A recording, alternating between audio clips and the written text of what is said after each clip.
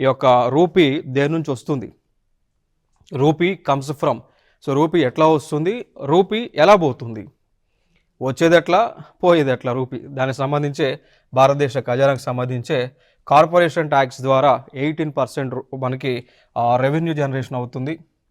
Borrowing and liabilities అప్పుల ద్వారా 24% వస్తూ ఉంది.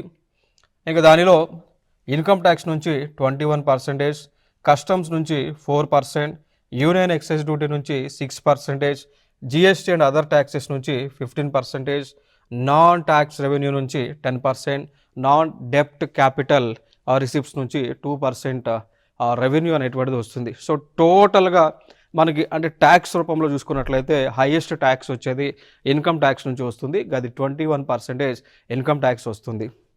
ఇంకా ఇటీవల కూడా ఈ ఇన్కమ్ ట్యాక్స్ సంబంధించి 12 లక్షల వరకు కూడా ఎటువంటి ట్యాక్స్ని పే చేయాల్సినటువంటి అవసరం లేదు అనేటువంటి అంశాన్ని కూడా బడ్జెట్లో పొందుపరచడం జరిగింది.